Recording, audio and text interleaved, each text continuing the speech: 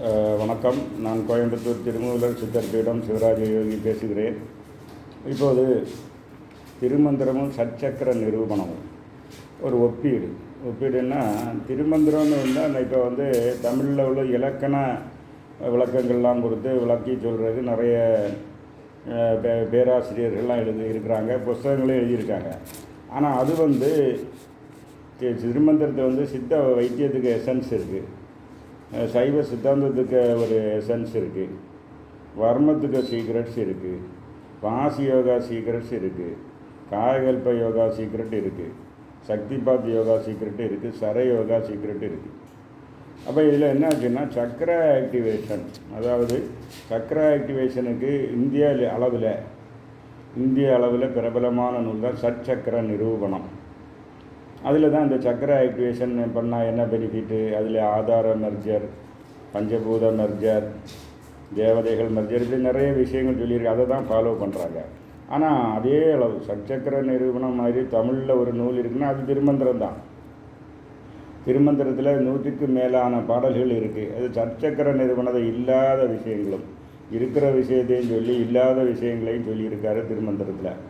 இதை மக்கள் அறியணும். சக்கர ஆக்டிவேஷன் நான் வகுப்படுத்திட்டுருக்கேன், ஆன்லைன் கிளாஸ் இருக்கேன், டைரெக்டாக கிளாஸ் எடுக்கிறேன். அதில் பல லெவல் இருக்குது. அது வழியாக நோய் தீர்க்கலாம். அது ஒரு ஹோலிஸ்டிக் ட்ரீட்மெண்ட்னு நானே அதை இது பண்ணி கேரளாவில் அது பயன்படுத்திகிட்டு இருக்காங்க. ஸோ இந்த சச்சக்கர நிறுவனத்தில் உள்ள இது சக்கர ஆக்டிவேஷன் பண்ணால் என்ன பெனிஃபிட் இருக்குது இன்னும் உள்ளதை நம்ம இது சொன்னால், ஆத்ம முன்னேற்றம், முக்தி கிடைக்கணும்னாலும் சக்கர ஆக்டிவேஷன் வழியாக தான் அத்துவாக்களை சுத்தம் செய்ய முடியும். ஆதார சோதனை, ஆதாரத்தை சுத்தம் பண்ணால் தான் அத்துவாக்கள் சுத்தம். அத்துவாக்கள்னால் pathway to realisation, pathway to mukti. அப்போ அது சுத்தமாகணும். சுத்தம் ஆனால் தான் இப்போ அத்துவாக்கள் என்ன, 6 அத்துவாக்கள்னால் மந்திரம், பதம், வர்ணம், அடுத்தது புவனம், அடுத்து தத்துவம், கலை. இந்த 6 தான் வழி. இந்த 6 பேசேஜ் பாத்வே கிளியர் ஆனால் தான் முக்தி கிடைக்கும். அந்த பாத்வே ஏன் கிளியர் ஆகாமல் இருக்குன்னா உங்கள் சஞ்சி தான் அடைச்சிருக்கு. சஞ்சீதம்னா கர்மம், போன ஜென்மங்களில் உள்ள கர்மங்கள் அடைச்சிருக்கும். எல்லாம் சன்னியாசிகள், இப்போ ரிஷிகேஷ் மற்ற இங்கெல்லாம் போனால் சன்னியாசிகள் எல்லோரும் முக்தியை தேட இருந்தாலும் எல்லாருக்கும் ஈஸியாக கிடையாது. அது சில ஆட்களுக்கு தான் சரி. அது காரணம் அவங்க பாஸ்ட்டு கர்மா இந்த 6 இதுங்களையும் அடைச்சிட்டு இருக்கும். இதை சரி பண்ணினா மட்டும்தான் முக்தி. அப்போ அதை எப்படி பண்ணுதுன்னு உள்ள இது விஷயங்கள் திருமந்திரத்தில் சொல்லப்படுகிறது. தத்துவம் இப்போ உங்களுக்கு என்னாச்சுன்னா மந்திரம் பயன்படுத்தணும், மந்திர உபதேசம் வாங்கணும். மந்திரங்களில் முக்தி வழி, அது ஒரு 1 பாதை. அப்போ அதுக்குள்ள இதுகள்லாம் சக்கர ஆக்டிவேஷன் வழி தான் அது சரியாகும். சக்கர ஆக்டிவேஷனில் உங்களுக்கு மூலாதாரம், அபானன் அண்ட் பிங்கலை இதை ஆக்டிவேட் பண்ணால் தான் நீங்கள் படிக்கக்கூடிய சொல்லக்கூடிய மந்திரங்கள் உங்கள் ஆஸ்ட்ரல் பாடியில் போய் உங்களுக்கு உதவும். அந்த மாதிரி உள்ளது. அடுத்து பதம்னா அந்த மந்திரங்களுடைய மீனிங், அதை சொல்லிய பாட்டின் பொருள் உணர்ந்து சொல்லுவார்னு சொன்ன மாதிரி அதுக்குடைய இதுகளும் அறிந்து உணரணும்னாலும் இந்த சக்கர ஆக்டிவேஷன் தேவை இருக்குது.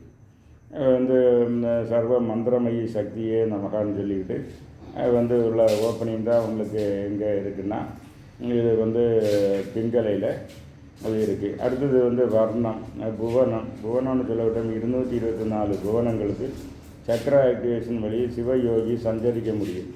சிவயோகி அவர் தலையில் உள்ள ஒளிவட்டத்திலிருந்து புவனங்கள் 224க்கு தொடர்பு கொள்ள முடியும்னு உள்ள விஷயம் எங்கே இருக்குது, திருமந்திரத்தில் இருக்குது. அடுத்த தத்துவங்கள்னால் 36 தத்துவங்கள். இந்த 36 தத்துவங்கள் தான் என்னாச்சுன்னா அது உங்களுக்கு 60 தாத்வீகம் சேர்ந்து 96 தத்துவங்களாக இருக்குது. இந்த தத்துவங்களை கிராஸ் பண்ணணும், அதை டிரான்சென்ட் பண்ணால் தான் முக்தி. அப்போ டிரான்சென்ட் பண்ண சக்கர ஆக்டிவேஷன் வழி தான் பண்ண முடியும். மூலாதாரத்து இந்த விசுத்தி வர நீங்கள் எனர்ஜியை கொண்டு போனால் 24 ஆத்ம தத்துவங்களை தாண்டலாம். அடுத்தது விசுத்தியிலேருந்து ஆக்ஞாவுக்கு போனால் 7 வித்யா தத்துவங்களை தாண்டலாம். ஆக்ஞையிலேருந்து பிரம்மரந்திரத்துக்கு எனர்ஜியை கொண்டு போனால் மற்ற சிவ தத்துவங்களை தாண்டலாம். அப்போ தத்துவங்கள் வழி தான் தாண்டணும். 2வது கலைகள் இந்தியாவில் கலைகள் 64 கலைகள், ஆயக்கலைகள் 64. அதுவும் யோகிக்கு வசமாகும்.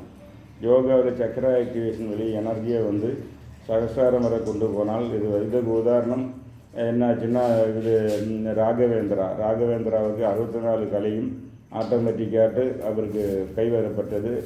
அதை ஒரு ராஜா டெஸ்ட் பண்ணி அவருக்கு பரிமள ஆச்சாரியன்னு பட்டம் கொடுப்பாங்க. அப்போ இதெல்லாம் பாசிபிள் ஒன்லி த்ரோ வந்து சக்ரா ஆக்டிவேஷன்.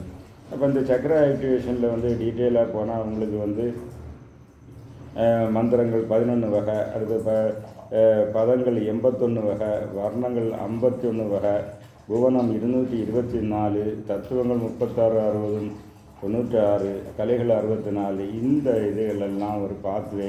இது அவ்வளவும் கைவரப்பட்டு வரும்போது வரணும் வந்தால் முக்தி. அதற்கு ஒரு முக்தி சாதனம், இப்போ சக்ரா ஆக்டிவேஷன் பயிற்சி முக்தி சாதனம். அப்போ முக்திக்கு ஒரு சாதனமாக அமைவது சக்ரா ஆக்டிவேஷன் யோகா. ஆனால் இந்த யோகா நமக்கு இந்தியாவில் என்ன ஆச்சுன்னா ஒன்லி இந்த ஆசனம் பிராணாயம் இதை தான் வச்சு ஓட்டிகிட்ருக்காங்க. இதை வந்து நமக்கு என்ன ஆச்சுன்னா சக்ரா ஆக்டிவேஷன் யோகா நான் பயிற்சி கொடுத்துட்ருக்கேன். அந்த யோகாவும் எல்லா யோகா சென்டர்லையும் அறிமுகப்படுத்தணும். இது வந்து ஹையர் லெவல் யோகா. இது வழியே தான் பிரத்யாகாரம் சாதிக்கும். இது வழியாக தான் வாதபித்தத்தை கண்ட்ரோல் பண்ண முடியும். இது வழியாக தான் காயகல்ப சித்தியும். அதனால் இதன் அடிப்படை நூலான சட்சக்கர நிறுவனத்திற்கு இணை மாத்திரல் அதில் சொல்லப்படாத காரியங்களையும் சொல்லப்பட்டிருக்கு. இதற்கு உள்ள பயிற்சிகள் தியரி அண்ட் ப்ராக்டிக்கல் கொடுக்குறேன். தேவையுள்ளவர்கள் தொடர்பு கொள்ளுவ. என்னுடைய நம்பர் அந்த யூடியூப் சேனலில் இருக்குது. நன்றி, வணக்கம்.